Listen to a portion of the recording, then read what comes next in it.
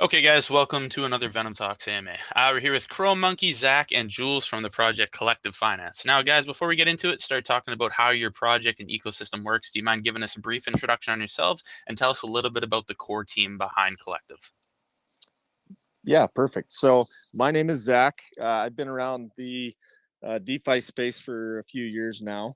In real life, I am an entrepreneur at heart. I've kind of been going down that rat hole for several years now, inspired by a gentleman that I kind of got. I was his right hand man, and he taught me a lot about business and finance. And I decided to kind of go down this rat hole as well.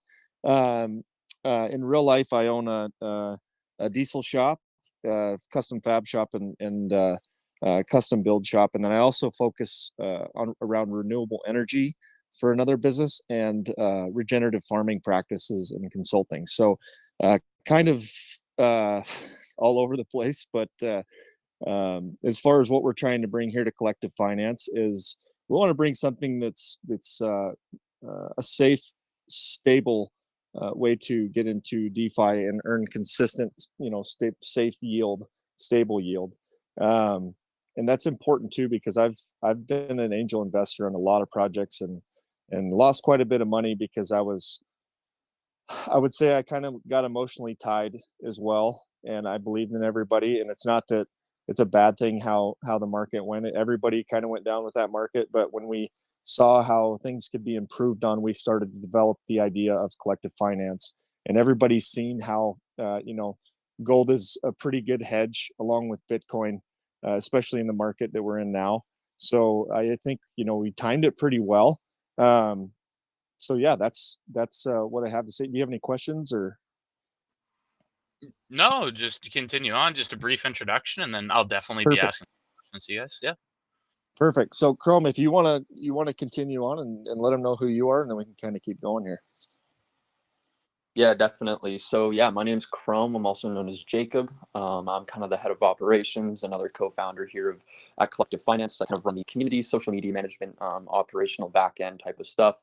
I've been in the space for coming on to 3 years, and I've been involved in a few projects. I've invested in a lot and seen what kind of works, what doesn't, what the team needs, what the community needs, and yeah, that's kind of where I fit in. I came from traditional finance for a little bit. I was doing stocks and stuff, but then I got really sick and tired of that, and I realized crypto is the best place to be, especially with the new tech and innovation and everything coming to the world. So yeah, I'm all about building projects, innovation, utility, everything like that. So that's me. I'll let Jules or NP jump in here. So my name is Jules. A lot of you may know me as NP. I've been in the DeFi space for a couple of years right now. I have been on various teams of various projects. Most of the time, just brought on as in the capacity of consultation or advisory. So kind of just I help them construct their tokenomics as well as introduce them to good devs, and build out their platform. But I have been on an actual core team for 3 projects now, and Collective Finance is the 4th. I do run a DEX on the Binance Smart Chain called Vertec, and that will be where Collective Finance will be hosting the liquidity. So we're very excited to have this partnership going on. Have built quite a big network of good people in the DeFi space over the last year. So yeah, looking forward to this venture. Excellent, guys. Okay, so that's 3 of you here. Now there is one more person. His name's Goldoc, I believe. Is that the final core team member of your team, or is there more people that are Correct. actually within the core? Yeah, Yep, that's That is the final. Okay, And he's so an actual doctor. he's an actual doctor. Yeah, you did say that he's sort of at work right now, so he might be joining us in a little bit here too, guys. Not 100%, but it is what it is. So I a hope couple he more does, questions. because he's a lot of fun. Yeah, is he? Yeah. So what is Yeah, his role in the project? he's a co-founder as well. So we all yeah. kind of All of us up here are co-founders. Doc is he also has his own businesses in real life, some multinational. So he's a lot of like the business end, back end type of stuff, and startup capital, raising funds, stuff like that. Yeah, he's been around IRL for a long time. yeah. Excellent. How did you guys all meet? How did you come together? You friends in real life, or did you meet in the space? Or Yeah, we met in the space. I want to say a little bit over a year ago on some other projects. It's kind of coincidence how we all met, but once we did meet, we kind of all jived together pretty well, and we seen that we were all working towards the same thing, and we eventually ended up started really getting together, talking, and started getting this out. So yeah, we've known each other for like over a year, and we've been building out this project for over half a year. Beautiful. Zach just got on camera, totally Yeah. doxing. I love the transparency, Hey, man. guys. Beautiful. Yeah, So, yeah, of course. awesome. So you guys all met in the space. Where are you guys from? Like, where's the majority of your team from? The States, Canada? Yeah, I'm from Montana, so Okay. hence why I'm wearing one of these sweaters Mhm. because it's kind of cold. There you It go. was like 15 degrees this morning or something like that. So, yeah, I'm from Montana, the States, and Doc is from Pennsylvania, right? Yep. Or yeah, Pennsylvania, and NP is from Singapore, or Jules is from Singapore, and Jacob is from Canada. Yeah, I'm over in BC. You're from BC. I'm a BC boy too. That's where I am right now. Nice. It's friggin' cold, man. Nice. It is Yeah. warming up now, so I don't have to wear a big jacket like Zach is, but we're good. So Yeah, yeah. Are you awesome, guys. are you north or south? Are you more like Vancouver or what? Yeah, I'm Vancouver. Yeah. Yeah, nice. I'm over by Yeah. Kelowna. Nice. Oh, are you? Yeah, my grandparents used to visit there all the time, man. So That's beautiful. funny, I'm glad man. that we got some BC boys and we got some people from the States as well. We're all over the place, so that's perfect. You know what's Singapore as funny, well man, for is Jules. Go ahead. Kelowna. I Mhm. didn't mean to cut you off, but No, Kelowna. it's okay. When I met Jacob, I was like, Kelowna, really? I was like, I got a guy that I know in Kelowna that owns a huge water jet company, and I met him through the agriculture uh, business that I have. And so, Mhm. funny enough, he knew exactly where it was. It was so funny. Kelowna's beautiful, man. It's It gorgeous is. over there. You Yeah. did say that you own a fab shop too, right? Like I was a Yeah. machinist for about 10 years, man. So it's pretty cool that Oh, you're in the really? trades as well. Yeah, yeah. I was a Yeah. machinist before I got into crypto, and then I was like, oh, I'm out. Crypto's Yeah. way too much fun. It is. I mean, I'm kind of all over the place, man, to be honest with you. I know a lot of people in like the development of artificial intelligence, and I have a podcast as well that I keep talking about it because I want it to be just perfect before we drop it. But we will be dropping it soon, and I have a great lineup for folks that are going to be on there. My podcast is going to be called Bridge the Gap. So if anybody's interested, go check it out. But I'm not here to shill that. What I'm saying Mhm. is I'm kind of all over the place with agriculture and also soil technology too. I know one of the leading innovators in the soil testing technology, and I've been on calls with the USDA scientists, lead scientists, and she's on the IEEE committee board. And I'm kind of all over the place. Leads back to some guy in his shop in Montana. So A lot of knowledge in different fields, man. That's a good thing to yeah, have, especially in your line of crypto project that you guys are doing, right? You're into the gold, you're yeah, into the silvers, the oils. Eventually, I think you're starting out with gold, right? Pretty much. yeah. Yeah. Correct. Yeah, Yep. gold, Okay. silver, diamonds. We've been approached with an oil partnership already. I got to loop back around to it, but our main focus right now is gold. I mean, you're seeing the market and people that are starting to kind of hedge against inflation and move into gold. You've seen the gold run up, along with Bitcoin's had a little bit of a run too. So I believe we're closer to the bottom side than we are the top side. Mm-hmm. Perfect. So let's sort of talk about this project a little bit. When did you guys actually conceptualize this idea, come together, and decide to build it? How long ago? I would say go ahead, Chrome. Yeah, I'd say probably 6 to 8 months ago. It was around I want to say July or August of last year is when like I really sat down, started writing out the white paper, and then pushing it on to these guys like, hey, we should really build this thing out. And then it's just over like 6 to 8 months ago is when we just like really started to conceptualize, build up the ideas, and get kind of a basic white paper going, and then building on top of that. Excellent. Yeah. Okay. So Yeah, I would did you want to say add to that? Go ahead. Yeah, I do want to add to that because that's when we actually started working on it, like starting putting our own money into it, getting a white paper wrote up, coming up with a plan, coming up with a marketing plan. That's when we really started to execute on our idea. Now, we kind of came up with this idea a while back. I would say about a year ago, we started talking about it. And then,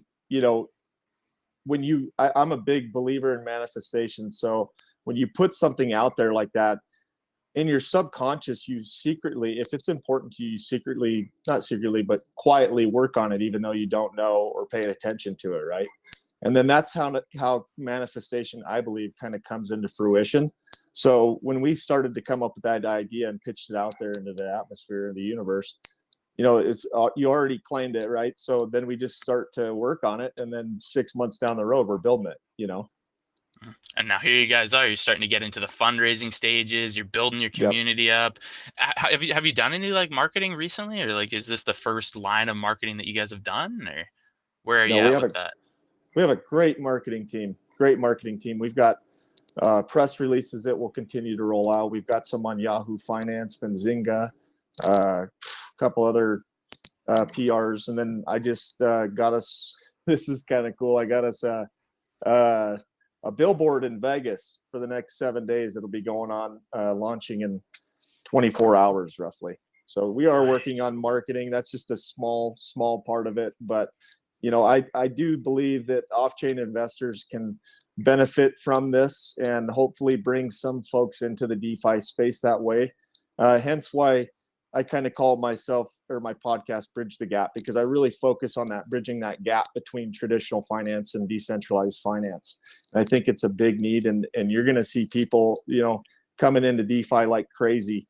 I don't know if you guys know Crypto Sensei, but he's one of our angels, and he's got an amazing channel, and he talks all about what's going on. So I feel like we're pretty well informed, and I feel like we're in a pretty decent position. So yeah. A Just decent to position add to on. build. Absolutely. Go ahead. Yeah, add on for sure. Yeah, I just wanted to add that we've done lots of YouTube videos. The whole team is doxed. If you can go under our YouTube channel, we have a playlist with around like 20 something videos, 5 or so we've doxed, like all on video. So there's a lot of content out there around us. We've done so many AMAs in the past, so we're just like really building everything up now. Excellent, guys. AMAs, billboards, news articles. You're really hitting all the stuff. Did I hear somebody want to say something, or was that Jules? I might have misheard. I have no idea. No, you're good. Okay. Yeah. So no, you guys are doing a heavy marketing. Absolutely love that. You're reaching out, outside of the traditional crypto space when it comes to the Telegrams and the Twitters. You're going outside the box, which I really like. Haven't heard about someone doing a billboard in quite a long time, man. So you're bringing it back. You're doing that. Like I said, news articles are huge as well. Bazinga, Yahoo Finance, so on and so forth. I did see that there's a bunch on your main website that you guys have sort of hit. So that's perfect. Now, a couple more questions when it comes to your admins, languages that you guys are focusing on. Are you heavily involved in English, or are you guys reaching out to Chinese, Spanish, anything like that? It's mostly focused English, though we do have some people in the community that are multilingual, but most of us on the team are, English focused. So that's kind of what we're focusing right now. Though I would love to expand that and grow further for more languages and stuff. Just need to bring on competent individuals who can actually help run and mitigate mod, stuff like that, and actually speak fluent English as well as the other language. That's one of the key things, is being fluent in English as well as the other languages. 100%, man. Communication is definitely key. You don't want to have just a random moderator in there. You don't know what he's saying. He doesn't know what you're saying. How are you supposed to pay a guy to do that, right? So you really want to find your team. I did that in the past before, and it was exactly that. I had like one guy who was doing moderation in like Korean or Chinese or something, and I couldn't tell what he said 99% of the time. I had to like Google Translate it. So damn. Yeah, it's not a good time. So just to sort of segue into this, now we sort of talked about the different languages. You're focusing on English, which is totally fair, guys. One step at a time, you'll build up your community. If you have to expand, you're going to expand. What about the core team? Are you looking for any fields to fill, marketers, developers, anything like that? Or are you guys happy with the core?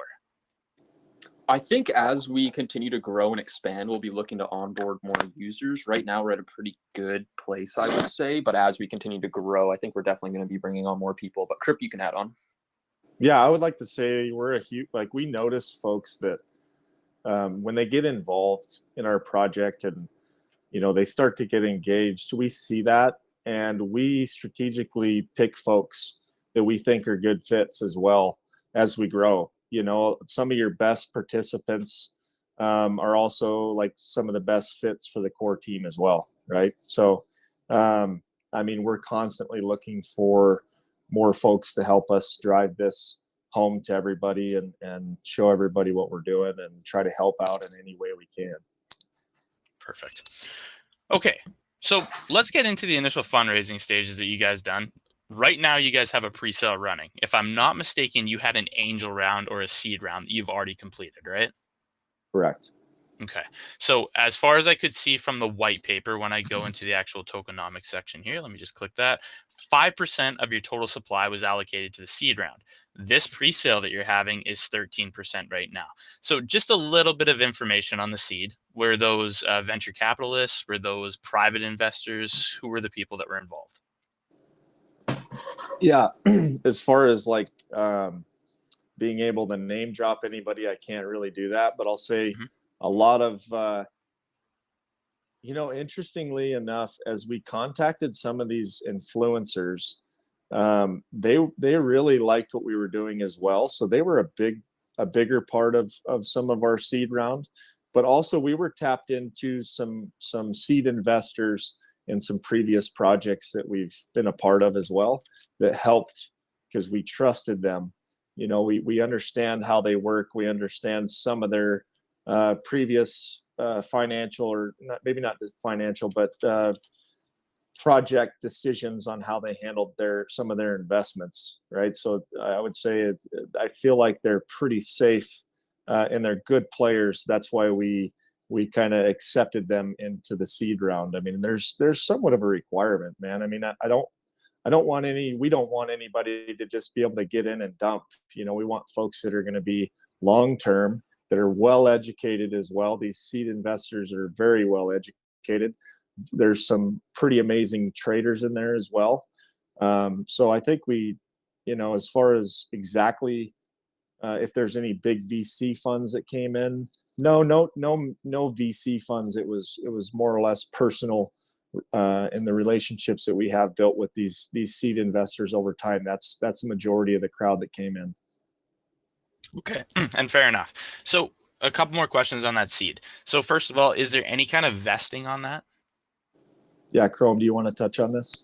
Yeah, so I'll just quickly touch up on the angel round. So it was a minimum of 5K entry, and basically majority of your position, like pretty much 80 to 85% of it is actually locked within our ecosystem. We have a pretty unique and robust lock staking system. So majority of an angel position is locked for 90 days, though a lot of them have chose to lock it for longer into the 180 day to receive more rewards. So yeah, majority of all angels allocation is locked over time, and then some of their premium is just dripped out over time. Perfect. Okay, so 5K minimum entry, locked for 90 to 180 days, depending on what those guys chose. How much did you guys actually raise in that seed round or that private sale? It was seed, just angel? under. Yes, yeah, seed/angel. That's kind of what we called it. It was just under 100K. Okay, so 100K raised, beautiful, or just under. Mm-hmm. All right, now last question before we talk about your pre-sale here. What did you guys sort of use those funds towards? Have you used them? You're just holding on to them? Marketing? Yeah. Marketing. Yeah.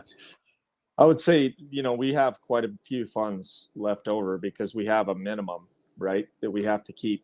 So with all the other funds that we raised, we put them to work because, I mean, you only want to hold on to so much of it, right? You want your money to kind of go to work for you.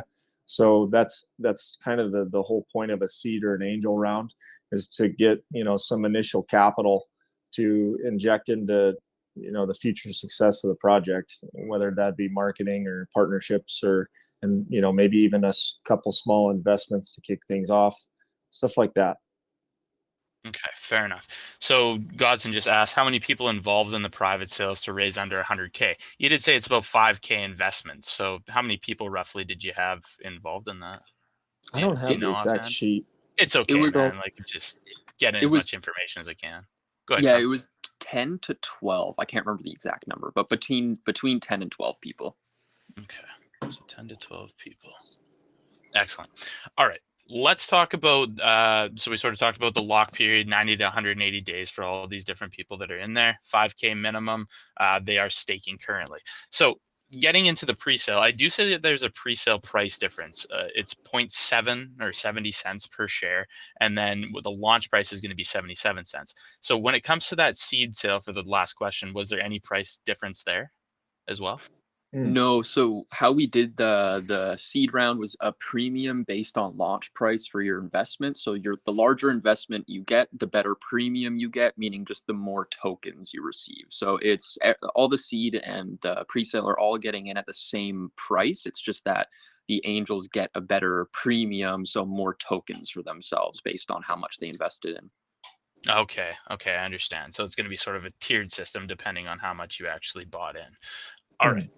So looking at the total supply, I just want to go over this really fast before we actually start talking about the utility. So 5% towards the seed round of the total supply, like we sort of talked about, 13% for the pre-sale, which we're about to talk about in just a second here. 9% goes towards the team, 3% initial allowance, 6% vested over 3 years. So you guys got that nice and locked up. 9% isn't a whole lot to the total supply anyways. 10% going towards the treasury reserve, 13% for initial liquidity, and then 50%, which is locked staking rewards over the next 3 years. So those are going to be trickle dripped out. So for people that are staking, you are going to get over 50% of the supply for whoever's sort of in there. Not each, obviously, that's going to be as a total. Now, right, 50% of the total supply doesn't really make sense. So let's just cover the treasury reserve here real fast. So I'm just interested in your guys' treasury. You know, like you have a revenue stream coming from your treasury. You have it coming from your vault. And I believe that there's maybe your portfolio, I think it's called, which we'll get into in a sec. How do you guys want to handle your treasury? There's many different ways that teams go about it. Yeah, great question. So I'm very happy you asked that and explain that. And because we do have a vault, a treasury, and a portfolio. So I'll explain the treasury really quick. The treasury acts as, a traditional treasury in a lot of other projects that you see. It's going to be the holder of our POL, which is protocol owned liquidity. It's also going to be receiving fees as well as be holding CLF tokens. So it's basically like what you could consider the bank for the CLF token and everything. Very traditional, just going to earn some steady fees, have the POL CLF token. That's the gist of it. Then we have the vault, which if Cripsom, you can explain the vault if you want. Yeah, give me a sec here. That's Doc's gravy. He does the best job. I don't want to butcher it because he does such a good job. We have it's when he's not here, it's like one leg down. No, it's fine. So I want to cover the portfolio, but I was Chrome, do you have some infographics or anything you can throw in here for these guys? Yep. Okay. I'm working on that right now. So all good, guys. Take your time. So there's a picture that Chrome just dropped there. So portfolio, treasury, and the vault, you can sort of see what each one of those are doing. So I really like your guys' breakdown with your pictures. I noticed that in your white paper that it's really straightforward. Thank you. So basically, I mean, to sum it up as a whole for the vault, it's the holder backed. You can see this. You can follow along. Holder of backed and over collateralized commodity style tokens, the LP. It farms on the Vertex DEX and receives rewards fees. That's like emissions from the Vertex DEX. This is really unique because as we earn these fees on that position, it'll be paid back to the users, right? Part of it can be paid back to the users, then it can compound and grow, and your holding will grow. The vault will slowly grow as well. So we have a pretty unique way set up on the Vertex DEX. NP, if he's still here, he can get more into the details on it. NP, are you here? Yeah, of course. I think an important thing to mention about the vault is that is where we keep the collateral for the C gold tokens or the C tokens. So we start with a dual token setup, right? Which is the main token is the CLF token, which is the more speculative and more and the ecosystem token that we use for the staking platform. And then there are the C tokens, which are literally like stable coins where they are 100% fully collateralized and actually over collateralized, 105% at least. And so what that means is that you can't mint more than how much collateral exists inside the vault. So the nice thing about having an on-chain vault is that everybody can look at it and verify that the amount of, for example, C gold in circulation is below the amount of collateralization inside, right? So in order to do this, for example, on PaxG or USDC or USDT, you'd have to go and read their holdings audit and all this kind of stuff to see where their off-chain assets are. But the fact that we can do it on-chain, I think it's a very good value proposition, especially for most of DeFi who whose investors are not naturally inclined towards the traditional finance resources. So being able to just see everything on chain is probably a lot more streamlined with regards to like making sure the collateral is there. Absolutely. Okay. So there's your vault. Yep, and then Sorry, did you want to add something to that? I don't know no, if you you're want. fine. I was going to cover the portfolio. Yeah, let's do that. Yeah, so the portfolio is really cool. It's a collection of on-chain digital assets. I think a key point to bring up here as well is the fact that it is outside revenue streams. It's a, how can I say this? It generates outside revenue, right? So we're looking to pull outside revenue into the protocol. That's the portfolio's job, is to collect those on-chain assets or investments that are decided upon between the team. Then sort of through a tier, it goes from the team to our angels or seed investors, and then we decide from there what we want to present to the ex-CLF governance. The team directly has the control right now on which ones we're going to seek out, and then we'll kind of decide upon ourselves on what we're going to present to the angels. Now, with that being said, too, I'll kind of contradict that in a way. We're open to everybody's ideas. So if you think you have a great idea, we're always open to it. And if you want to pitch it to us, you can either open up a Discord ticket or get into Telegram. Since we're here in Telegram, jump in and ask us a question or let us know what you have going on. We're happy to listen. As far as these off-chain and outside revenue streams, we have already invested into a couple of them, one being the Kyoto protocol and one being our position into the Vertex DEX as well. So as far as what's in the lineup, I do have a couple of things in the lineup we're working on in the background. I can't really say too much at this point. I know everybody's always wondering, but Come on, I know. man. Okay, so I'll drop one. I'll say we're working hard on trading bots that are AI. So it's automated. We have a couple different DeFi projects that we're working with and looking into. I've actually invested myself in one of them, and we have invested in one of them with the protocol as well. So that one's supposed to go live today. So we'll see if how it does. I'm excited for that one myself as well. So I think it was a good opportunity, and it seems pretty awesome. So I'm excited to test it out. And that we should have, if everything goes well and they get launched today, then I should have more information by the end of the week on that. You did sort of say that you're tied to some people in the AI industry. So are they the ones that are sort of helping you guys build that, or is this something else? This is, I mean, I wouldn't say with my direct network, it's not tied to it, but with our network as a team, we've been able to have folks come on the team that know these other protocols, and we're able to present like a great opportunity to us. And we were able to get in right at the last minute type of thing. So as far as the AI network that I have, like in real life, they're not directly related in this decision or bots or anything. Now I am working with them on other things that we are planning on, bringing blockchain integration into. So, and that's focused around, regenerative finance and renewable energy and that sort of thing. So that's more like a year or two project down the road. But collective finance will, in some way, shape, or form, I'm going to try to figure out a way to loop it in. Okay.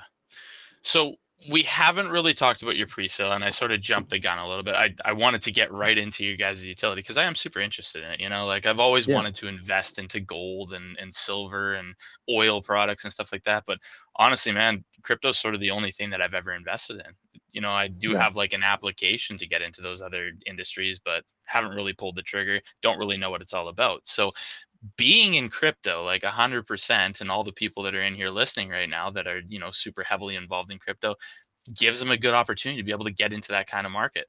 Chrome, were you trying to say something there? By all means, man, jump in if you wanted to say something. No, No, you're good. No. Keep going. Okay. Yeah, sweet. So that's pretty much all I wanted to say. Now, getting into your pre-sale, let's just cover this real fast. So you guys are raising $500,000. Now, this is going to be on your own platform. Currently, you guys have raised 31,000. I'm pretty sure that you're just accepting, it looks to me like stable coins. So you're buying with BUSD, USDT. Is there anything else that we can contribute, or is it just the stables?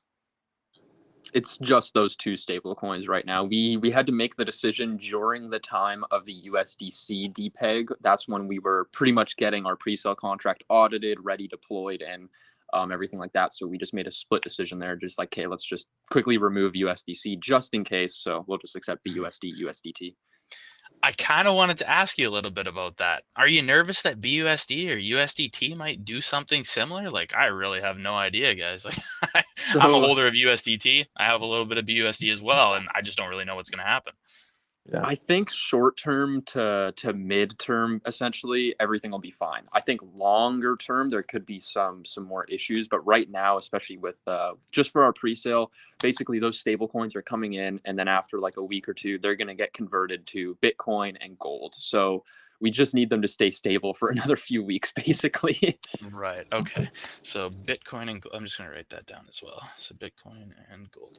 So now just talking about this pre-sale, this is going to be for anybody. This is on your own website.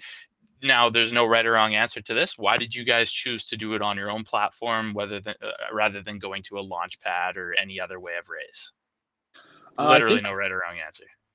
Yeah, one of the things with other launch pads is that they charge some fees. They'll take some of the total raise, stuff like that. It's a lot easier for us to mainstream just to our own platform, essentially. Yeah, totally. That's totally fair. So somebody said no, church boy, what? No. So there's like two other reasons. So the second reason would be that a lot of the launchpad platforms do not allow for you can only use the DEX that they partner with. So because we're trying to partner with the Vertex DEX as well as some other variable partners that we specifically want to use because of the technology that the DEX incorporates, then that's the reason why we can't use some of the traditional launchpads, like for example Pink Sail. Now the second part to that is Pink Sail only allows, they have certain restrictions and requirements for their launches. So in our case, because we're giving back liquidity tokens, that can't be done on a like a normal launchpad. It has like we had to customize it some way. Like we had to customize the pre-sale contract some way in order to be able to do that. Okay. So I'm just reading something here as well. So see gold. Now talking about this pre-sale here. So you guys have, I kind of like this. So in the angel round or the seed round, you guys had a minimum of $5,000 investment. For this one, it's a little bit more open to every single person to be able to get in. So it's a minimum entry fee of $50, guys. So BUSD or USDT if you're interested. Is there a cap on that? I do see $1,000 entry, but that's in order to get one of the Sea Gold NFTs. So is there any maximum that you can contribute? No max. Go ahead. Yeah, Go ahead. No max. you're Okay. yeah, no max. It's just $50 minimum, and then yeah, you can come in big swinging if you want.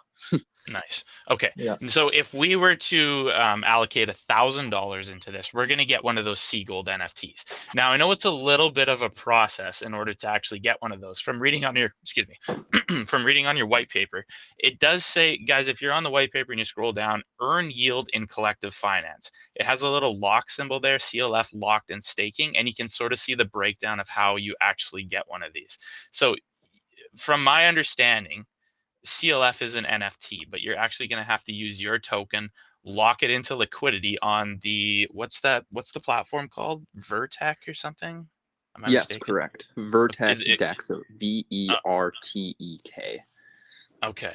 So you take that, you create that liquidity token, you bring it over to your guys' platform and you lock that into staking. And then you're able to get one of those NFTs. Is that how it works? So basically, you want to create liquidity with the CLF token, which is paired with Bitcoin.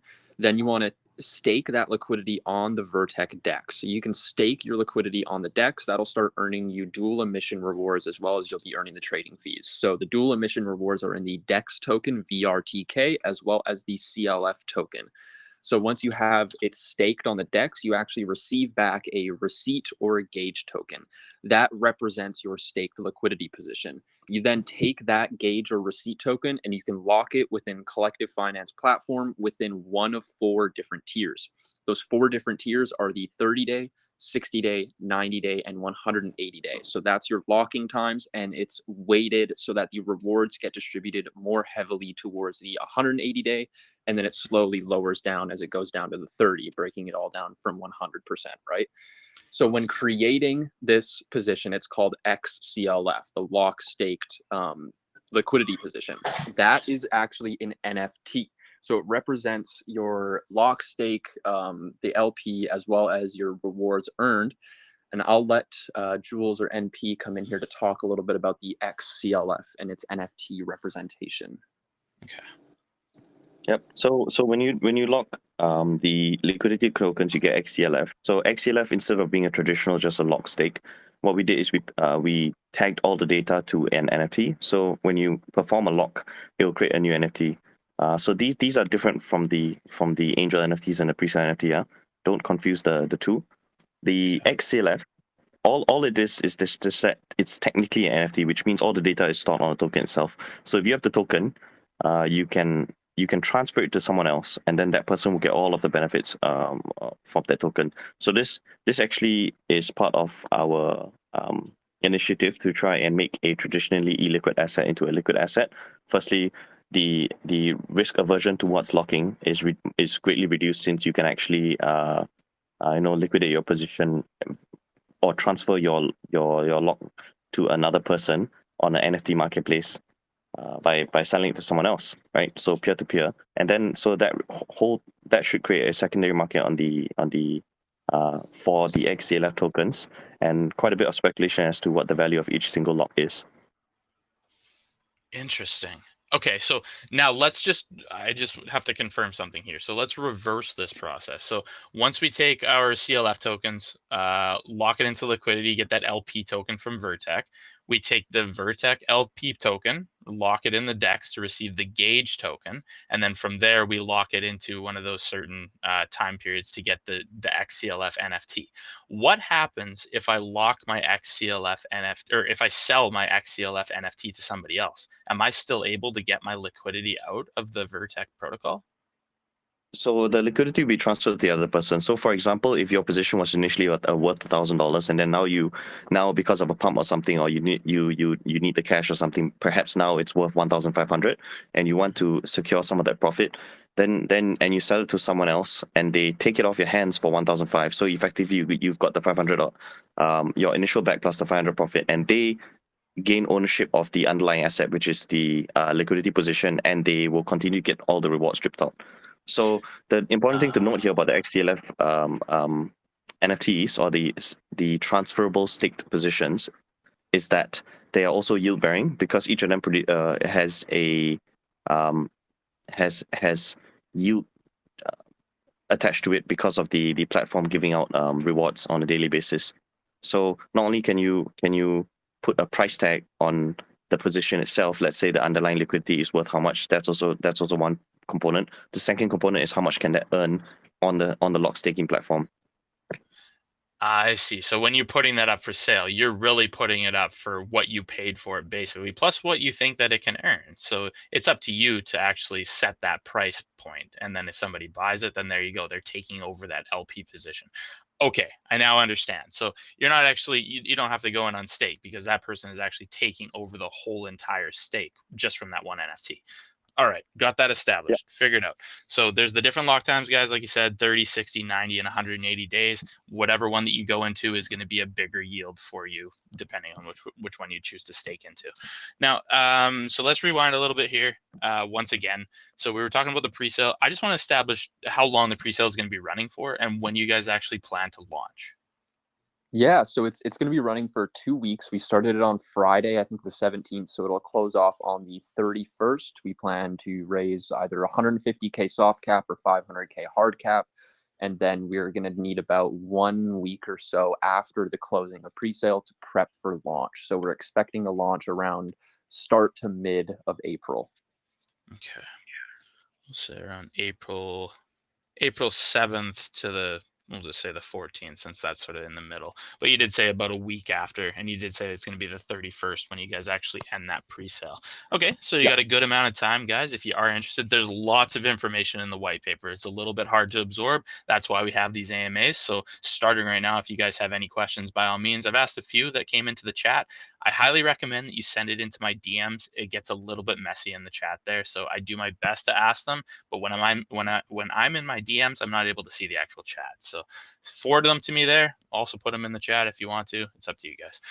All right, so we got that established when you're actually going to be launching. So April 7th to the 14th, somewhere around there.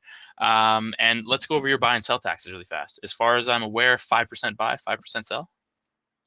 Yeah, those are actually built into the decks that Jules and P can talk about a little bit how that works. But yeah, any taxes are actually going to be built in swap fees, I believe. Okay, and that's on the Vertec swap, right? Or the Vertec decks? Yeah, Vertec deck. So the nice thing about a Vertec deck is because it uses the Balancer V2 technology. Swap fees are not taken in single tokens, which means no sell pressure is required to occur in order for the fees to be taken. It's taken in LP tokens. So then those LP tokens are then split back to the treasury of the collective finance. Okay. And So for the that will grow CLF the token, yeah. Go Say ahead. again, sorry. You go ahead. Yeah. So that goes back to the CLF treasury, and then that will grow the protocol own liquidity. So as far as I read, I thought it was like 50% to the treasury and 50% which is going to be burned. Am I wrong? Yeah, about so that's up to the discretion of like the team, either like how we see fit with how the CLF token's moving. You know, if we decide like, yeah, we need to start burning some supply, then we'll definitely be burning some. But just to clarify as well, it's going to be at 5.5 in and out at the beginning, but that can lower over time depending on how things go. Okay, so it's not going to be like 2.5% going to the treasury, 2.5 going directly into the burn. That's going to be stored in another wallet where later down the line, to add into sustainability, you guys are able to burn some of that supply if you choose. Am I right Yeah, about that? exactly. Okay. Yeah, so I talked a little bit earlier about the treasury. The treasury will be receiving these fees and everything for the CLF token and stuff like that. And then from there, using the treasury, we can start to buy back, burn, or just burn. Gotcha. Okay, sweet. All right, now, so we sort of understand about the pre-sale, understand about the taxes. These are just on the CLF tokens. Now, you have another token in this ecosystem, and I'm sure you're going to be adding more. The first one is going to be the C Gold token. Now, this is sort of pegged to gold in a way. I think it's 1 gram of gold per one token or something like that. Is that correct? Correct, yes. Okay.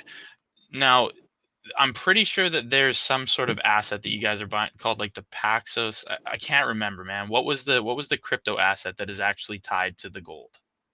Yeah, that's what is called PaxG, and it's issued by Paxos, which is the issuers of BUSD and Paxos dollars. So PaxG is a one-to-one physically backed gold asset. So every one PaxG token is fully backed by 1 ounce of physical gold. So you can actually trace back and redeem your PaxG tokens for physical gold from Paxos. They're fully audited, 100% safe. They even mentioned in the report of BUSD that PaxG and Paxos Dollar are fully regulated as their own entities, and they're not correlated to BUSD or anything like that. So they're totally fine on themselves. All the gold is held in, I believe, London, some London vaults and stuff like that. So PaxG is pegged to the price of 1 ounce of gold, and it's only available on the Ethereum network. That's a big issue for many because it's a very high level of entry at a $2,000 token, as well as being on Ethereum. Not a lot of DeFi users are using Ethereum because of the high fees, and I personally can say myself, it's pretty garbage sometimes, right? So that's kind of what we're solving, is bringing this exposure to these hard assets like gold, but in a more reliable, safe, and cheap and faster way. You can, get PaxG on ETH, but it's just super expensive. It's hard to follow the price appreciation and actually gain a profit off of it, as well as earn a yield on that token on PaxG. So that's what we're solving. We're providing safe, secure exposure, as well as a way to provide yield on those tokens. Okay, so that's how you guys are tying your project to PAX-G, is that you guys are actually going to be doing the purchase of the PAX-G and then sort of allocating it to the users of your platform in an easy way, so that they don't have to go through that process, basically, Yeah, right? so as we Okay. talked earlier about the over collateralization, we'll be using PAX-G to over collateralize and back all of our C tokens, meaning that for every one C token, there will be a higher value of assets backing it, but it's just going to be sitting in a Gnosis vault, Gnosis safe vault on Ethereum. So essentially, like if C Gold token was valued at $100, we'd have at least $105 per every token backing it, basically. Gotcha. Okay. And this is only reflecting to our, he said C tokens, but it's only the C Gold token with Yeah. the PAX-G. Right. And that's going to be the first one. So, like you said, we have also Bitcoin is what you guys are going to be, is another asset that you're tying your tokens to, right? So gold and Bitcoin, is that correct? That's Yeah, so the Bitcoin comes in with our pairing to CLF. So the CLF pairing will be with wrapped Bitcoin on Binance. And as MP explained earlier, with the trading fees, we're going to be earning liquidity, which is going to be earning us more stable Bitcoin as we continue to grow, more people trade the token, and that's going to be going to the treasury. Gotcha. Damn. Okay, so you guys got quite an involved process. Now, just to make things as clear as mud here, in order to actually start gaining yield, you have to go through the process of staking liquidity on the Vertex, staking the liquidity token on the Vertex DEX to receive that Gauge token, and then locking the Gauge token to receive that XCLF NFT. Do you then sort of choose which asset that you want to go into with that NFT? Is that how it So works? No? So yeah, basically it's multi-layered yield. So in the first couple steps that you explained, you're creating liquidity. That starts to earn you trading fees, right? Once you stake the liquidity on the DEX to get the receipt token, you start earning dual token rewards, and that's in the Vertex and CLF token, and then you're also earning the trading fees. Then you can lock stake that receipt token onto the collective finance platform, and that's when you start to earn the most robust rewards. And those come from the vault treasury and the portfolio. So the vault is constantly generating income. The treasury is also going to be constantly generating income. And then the portfolio will also be constantly generating outside revenue for back to the project to grow its own position, as well as return to participants. So rewards for XCLF participants and holders will be in a variety of tokens, and that's going to be in the C tokens like C Gold, and then other C tokens that we launch, so like C Silver, C Diamonds, stuff like that. It'll be in Bitcoin that we earn from the trading fees from the treasury, and then it'll also be in stable coins that we earn from the portfolio that's in trading bots, yield farming strategies, stuff like that, and as well as more CLF tokens. So when participating in XCLF, you get a basket of rewards that gives you exposure to a little bit of everything within DeFi. That being, a little bit of the more degen stuff with the CLF token because it's an open market token.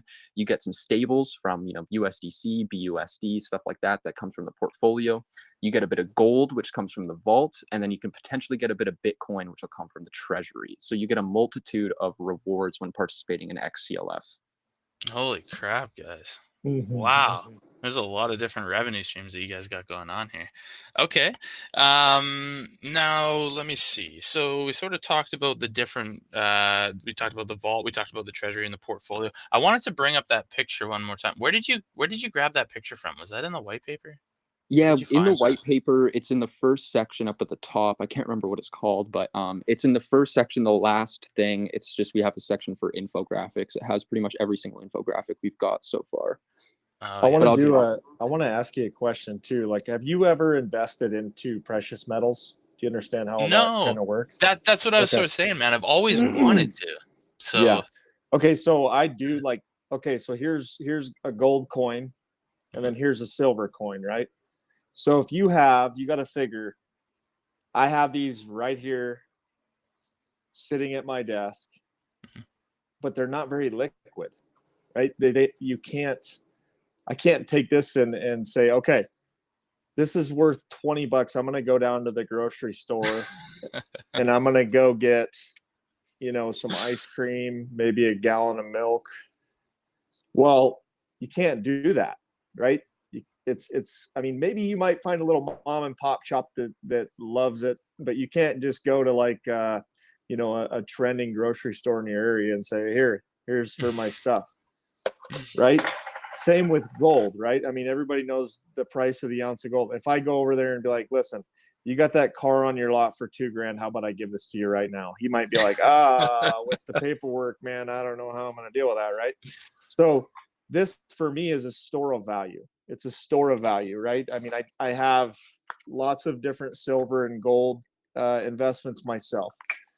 Now, the thing that's really unique about how this has been brought to the blockchain is it takes this store of value and now makes it liquid, right? So now you can enter it with a different form of currency, store that value, be able to have access, but yet it's liquid, right? Right. Really unique. That's what I wanted to kind of drive home. So as we're getting these different rewards from our portfolio, like you said, Bitcoin, you're going to be receiving some stable coins. You're going to be receiving, I think, Vertex tokens because you're staking that LP. Basically, you can take those rewards and you can, you know, transfer them into your actual wallet. They become liquid in that respect because you're able to actually start using those funds for other purposes, right? So is there any way that you guys are going to be creating a system like some kind of a credit card or a prepaid system where we're actually able to spend those rewards in stores? Okay, so I'm going to bring up something that nobody else really knows or understands about. One second, I got to tell my employee something. Taylor, will you tell him we're good? Tell him I'll be right down. So anyways, I'm working with something with a guy that's got a really unique wallet that he's developing. And I can't talk about the name, but I can tell you that, you know, he's been able to on-ramp, off-ramp, make Amazon purchases, do all kinds of crazy stuff with this wallet.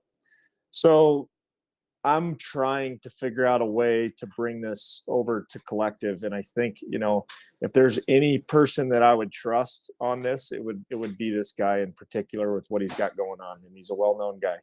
And we'll talk about more of that if I get direct access to it, which I believe is coming.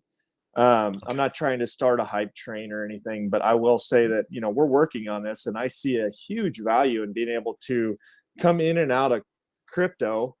Like I said, gold, you can come in and out of it now and have it and pull your liquidity out of it just as fast as you went in it and not get eaten up on, you know, some of these fees that you would, or say a spot price that you're going to pay in real life. They're going to pay you in real life. You know, you end up losing because you pay the mint fee.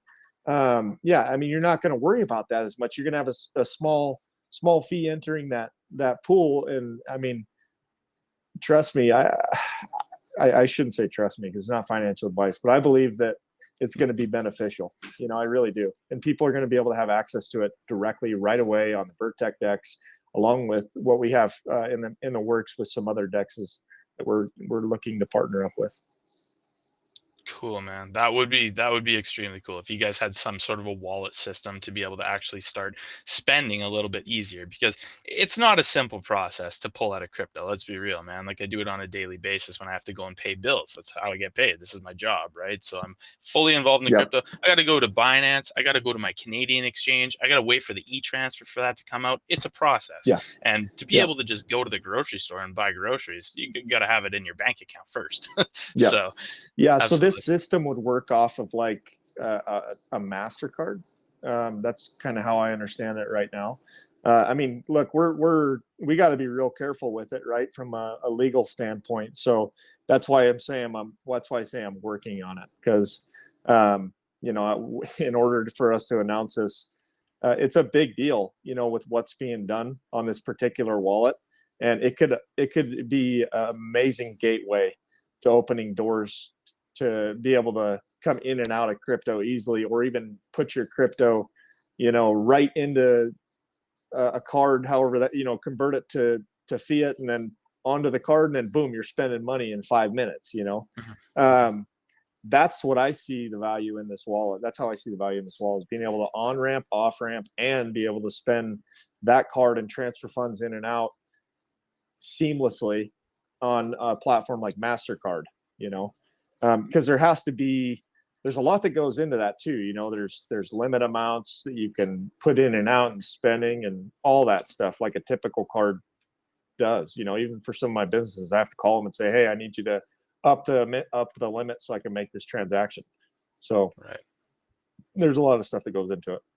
Okay.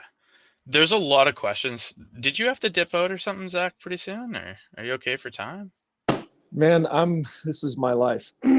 As long as my wife doesn't come at me with a machete here in a minute, I think we're good. Okay.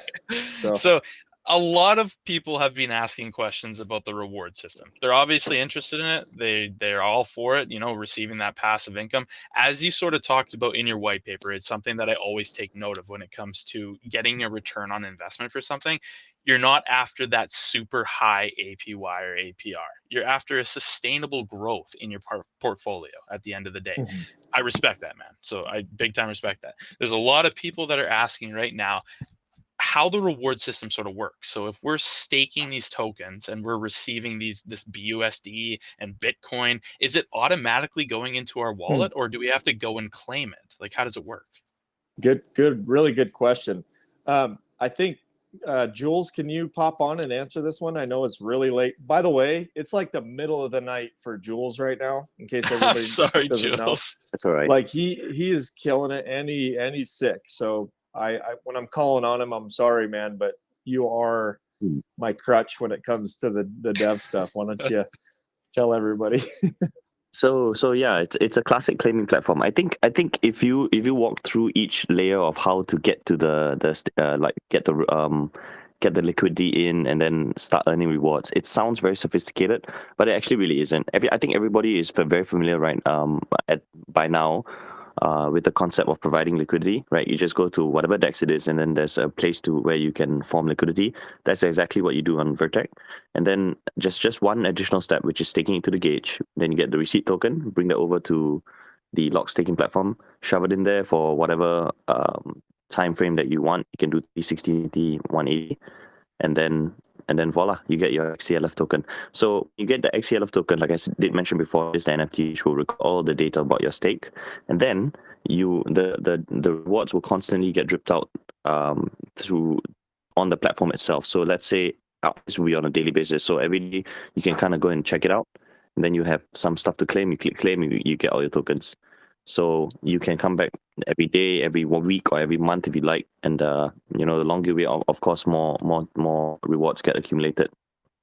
So it's just a single claim button to receive all of those rewards, or is it individual Yes. claim buttons for the stable? Yeah. Okay, it's just a single one. So yeah, we're gonna make it a single claim button, claim for everything, and I think that's okay. So that's also gas optimization right there, because because if you don't allow for that, then you have to have different recording or accounting for each single token, and that can get quite complex on the back end side. So just one claim button, get all your rewards, and you're good to go. Also, like I did mention before, I think you mentioned earlier before that the 50% of all the emissions will constitute as rewards for people who are on the lock staking platform. So this is an important point because there's a few ways to do this, and most people will just mint out the entire allocation out at the beginning and then put it into the rewards contract, and then it distributes from there. So what this does, it drastically inflates the market cap of the token. So we didn't want to do that. So in our case, we actually are going to set the contract, the lock staking platform contract, as an operator, which means that it can mint rewards for the users second by second. So on a second by second basis. So the market cap of the CLF token won't be super inflated at the beginning, like a lot of small market cap projects are. Okay. So there we go, guys. Simple claim feature. If you have rewards in there, you're going to be able to claim it. Is it every 24 hours that you're able to click that once, or is it as much as you want? Second by second. So Second yeah, by you can click it. Yeah, you can click it every second if you want. I think most master chefs operate this way as well now in DeFi, where if you're in the pool or in the rewards pool, you get rewards updated every second by second.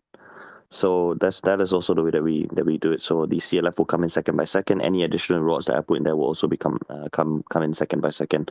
So you can claim every hour if you want. If you have a very, very large position, maybe every hour the rewards will be substantial. So you could do that, or you could just wait a day or two at a time, or a week at a time. It's really up to you. Okay. I know it's late for you, Jules. Zach, I don't know if you're still here. There's one person in here with his Yep, hand up. I'm still here, Okay. man. I think Doc is maybe wanting to jump in if that's him. Oh no, it's not. He Okay. might not be. He might not be available. I thought I saw him in the audience, but I was wanting That's to okay. get him introduced if he was here. But It would be nice, but at the end of the day, if he's not here, it is what it is. There cool, is man. one person in here with his hand up. So if we could have one community question or a couple community questions, I would love that before we wrap up. If that's Absolutely, possible. man. Okay. Absolutely. One thing I wanted to ask you guys, is there anything that we haven't really covered yet that you wanted to mention or bring up that hasn't been talked of yet? Before we do that? Yes. So Okay. we have so much stuff to cover. We have NFTs as well. We haven't covered our NFTs. We have angel round NFTs as well as pre-sale NFTs and future plans for future mints of NFTs. So the angel NFTs are for all the angel participants. Every single angel participant gets one, but some of them got two based on how much they entered with. Those angel NFTs earn rewards in all of the C tokens that we launch, as well as give a slight tax discount within the ecosystem. So when you go to claim rewards and stuff, you'll have to pay a super, super small fee of CLF tokens. That's like just a small tax to help mitigate the use and give use case to CLF. So you'll actually get a discount with an angel NFT on that tax. As well as you'll be earning, gold rewards, silver rewards, and diamond rewards as those come out. The pre-sale NFT is what you can get within the pre-sale by entering in with $1,000 and then locking your entire position that you receive at launch into any of the tiers. So it's important that if you do want to get an NFT, it has to be $1,000 and you get one NFT per $1,000 you spend. So 2,000 gives you two NFTs, but you have to take that entire position, lock it within any of the tiers of the Collective Finance project, and then you'll get your NFT airdrop probably like a week after or so. We just have to make sure that we do all the accounting and stuff. So the pre-sale NFT is focused on C Gold. It'll be earning you rewards over time in gold tokens, as well as some CLF tokens, and it'll give you a slight discount within the ecosystem as well.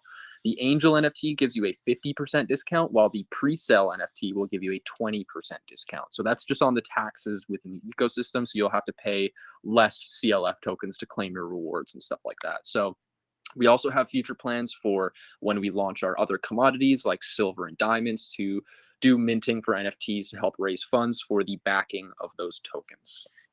Okay. I like it. Now, just to confirm you did talk about the angel NFTs. Those sound friggin' awesome. There's only, you said roughly 10 to 12 people that were involved in that angel round. Is there any other way that people can get their hands on one of those NFTs besides if one of those people chooses to sell it on the marketplace? Yeah, no. So the only way you can get one off rip, like at launch, is by participating as an angel. Otherwise, the only way that you can get one would be to buy it on the marketplace if somebody was selling one of their extras or they're just selling their NFT. Yeah. Okay. And the only marketplace that these NFTs are going to be available is on the Vertex marketplace, right? No, they'll be available on open any marketplace that can list them. They'll be available to be listed on. So I believe they will start off on OpenSea and then they'll come to Vertex marketplace, the NFT marketplace on Vertex, and literally any other Binance Smart Chain NFT marketplace that can hold it. People can go there and list it. However, obviously, if nobody's trading through that marketplace, then there won't be much action there. Okay. Perfect. So there's the NFTs, guys. We did talk about the pre-sale one. That one's pretty straightforward. It's going to be receiving rewards in the C Gold token. You got to spend $1,000 in the pre-sale if you're interested. Every $1,000 that you spend gets you one NFT. So if you spend $2,000, you get two. Spend $3,000, you get three. Is there any maximum hold? Sorry, I misheard that. If you already told me. So maximum amount of NFTs you can hold? No. Okay, so as many as you want. Was there anything else, Monkey, that you wanted to mention before I do the community question? Now let's jump into the community questions now. Sweet. Okay, so Hitman, go ahead, my friend. You can jump on first. Akaza, you can go after Hitman, and let me just go through my DMs to see if there's anything that's relevant to the project that we haven't sort of talked about extensively. So Hitman, go ahead. Thanks, boss. Sorry, I have to. Telegram cut me out immediately. How are you doing? Good morning. Good morning. We're doing good. Are you still there? Telegram cut me off, and then he gets cut off. Oh shit. He's Sorry, back. boss. Yeah. Okay. Okay. So, first and foremost, I really want to understand. So, for me to actually boost my reward earning opportunities, I need XCLF token, which I'm actually going to relock. So, I want to know. There are three places I can actually earn when I relog this XCLF, which are from the vault, from the portfolio, and from the treasury. So let's say I'm actually interested in actually earning only the C gold token. Am I actually allowed to, choose where I actually want to be earning this extra reward from instead of just getting all of them out? I think we're gonna look into something like that where you can choose which one you want to receive, though it is a little bit complicated on the back end. So at launch and for now, it'll be just earning tokens in all of the rewards. So no option right now. Okay, thank you. Secondly, you said something about the angel NFTs.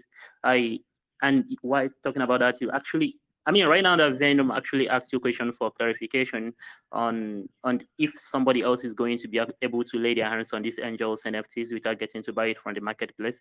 You said if unless those angels want to sell one of their extra. So I want to understand like how many are these NFTs in total for the angels or?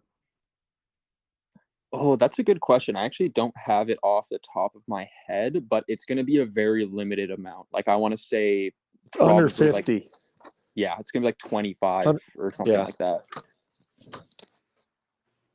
Wait, 25 NFTs each? Wait, total. Oh. Total, yeah. Oh, total. okay. So only a few angels got more than one, let's say that. So it's going to be a really low supply for the angel NFTs. Oh, I thought it was just one each. Okay, so is it like minimum investment was $5,000, so they get one? If they invested 10,000, they get two, just the same as the pre-sale or something? Correct. Exactly what you said there. Correct. Yeah. Okay. Hitman, continue on. Thanks, boss. All right. Finally, you said something during the presentation, especially Jules. You said you actually have been part of 3 projects earlier on as on the core level, and CLF is actually the 4th. I don't know if it is all the team that actually have a previous experience working at the core level of a project, but I, for one, I'm not really that impressed when a team actually have, past projects, especially when it is this many, because it makes me to kind of think that this team are actually here for the short term and then they'll have to leave, recreate another contract, bring up another idea, and then get people to get behind it, and then they leave again and do another thing altogether. And like it's a continuous cycle. So, on worst case scenario, let's say people don't really believe in this concept. How long can you, Zach, Joe, Chrome, and Doc actually run this project? Good question. Thank you for asking that, actually, because we have set this up and designed it so that we do not need any new investors to continue working. We've set this up so that it's ongoing and growing on its own. We don't need new people. Things could slow down. We could have no new investors and the project would still be growing and going because of how our revenue streams are set up, that it's perpetually growing. So yeah. Okay, but I don't know how else to actually rephrase this question. Realistically, there is always a limit to what a team can actually take when maybe everybody refuses to get on board behind their dreams, Yeah, I know what you're saying. I know exactly. Can I kind of answer it a little bit? Sorry, yes, I didn't bro, answer the first time. I'll bring up somebody in particular like Elon Musk. Okay, because he's inspiring to me. Elon Musk is a definition of a successful entrepreneur, in my opinion. And he has, I don't know how many, I would imagine he's into the hundreds of businesses that he's involved in. But it doesn't mean that he's not just as focused on, the one versus the other. Maybe one needs more focus at one time and the other one needs less focus. It's just constantly finding that balance. And that's what you do as an entrepreneur. right? So the way we set this up is to worry. Say you have a worry about whether or not it's going to work out or if we're going to jump ship. I can tell you I have a lot at stake being doxxed, a lot. So I don't take this lightly, and I'm not going anywhere, if you know what I mean. Yeah, I got what you mean. All right. Thank you very much. That's the only. I mean, on my own end, that's the only thing I actually find a little bit of, should I call it a red flag on my own end? I mean, that's how I actually think of any team that actually have more than one project. Here you have more than 3. But if you can actually, just as you guaranteed us that you're actually going to be here because this is what you want to stay with, well, I'm good with it. Thank you very much for coming around. Thank you for the Venom scope. And thanks, Venom, for the opportunity to speak here. Thanks for the Thanks, questions. man. Yeah, thanks. Okay. Maybe let's do one more and then we're gonna wrap up here, guys. I know that it's late for some people and some people aren't feeling super good. So Akaza, I never heard you before, man. If you want to jump on the microphone, I highly recommend please have a good microphone and please have a solid internet connection. Go ahead though. Yeah, thank you for the opportunity. Can you hear me? Yeah. Let me just turn you up a bit. All right. There you go. Thanks for the opportunity once again. Good morning. Good morning. First off, I want to ask, in your staking pool, will there be a form of a refer to earn system where we can, earn rewards by, referring this project to our friends? And also, since, you know, the launchpad, sorry, the pre-share is not going to be on a launchpad, it's going to be on your decks. Would they be the same? Pre-share normally gives an affiliate link for 5%, I think. So will you guys also be doing the same thing in this case? Yeah, so there is no referral program, and there never will be for Collective. We're not about referrals or anything like that. It's a pretty broken system. So no referrals, nothing like that. We're not about that. For the pre-sale, it's a 10% bonus. So like when entering, you're going to get a 10% discount. So if you do $1,000, you'll get $1,100 worth. But you're going to be receiving liquidity positions back, not just the native token by itself, but you're going to be receiving a liquidity position that is the CLF token and paired with Bitcoin. Okay. My second question, do you have the time? Yep. Okay. It seems nobody really touched on it, so I'm just going to put it out there. Do you guys have some form of deflationary mechanism, to make sure that your token holds its value, like buyback, Yes. money funds, and the rest? So. Yeah, definitely. So one of the part of the things that we mentioned earlier was some of the taxes within the ecosystem. So there's CLF token taxes. There's also future plans for utility like gamification. NP Jules up here has been working on some very cool stuff in the background for his other projects, and we're going to be hopefully integrating those with CLF as well to add more, gamification ways that you can utilize the CLF token and burn it, things like that. So yes, there are deflationary mechanisms and plans for some down the line. Okay. Yeah, I think these are just my 2 questions. Thank you. Best of luck. And Chrome, I think I shot you a DM on Discord, so we're going to talk there. Cool. Okay. Thanks. Thanks, Kaza. All right. Now, Monkey, before Thanks, you sir. guys leave, before we end the call here, there was something about governance, and we didn't really talk a whole lot about governance. So I am aware that you have some sort of a system set in place. Can you just briefly go over it for us? Yeah, I'll run through this really quickly. So we have kind of a tiered governance system. So we have obviously the core team, and then we have our angel/seed investors. We kind of use them as our like board of directors almost. So when we have a lot of good ideas, we're going to pitch those to the angels. We're going to break them down, and then it's going to go to the public governance, which is for ex-CLF holders. So the governance will be for, I don't know, various things. It could be for portfolio investments. It could be for future C tokens. It could be for partnerships, various things like that. So it'll be a leveled governance where we kind of come up with the best ideas. We bring it to our angels. We pitch them, and then they kind of say, what they think. And then it'll go down to the XCLF. So everybody that holds an NFT, XCLF NFT, can participate in governance to help vote for certain aspects. Perfect. Excellent laid out. I'm pretty sure that there's going to be a section in your white paper about governance as well, guys. So if you do have any more questions, by all means, your guys' main hub, from what I saw in the write-up that you sent to other Venom before you sent it to me, it said that your Telegram isn't super active. You're more on Discord, right?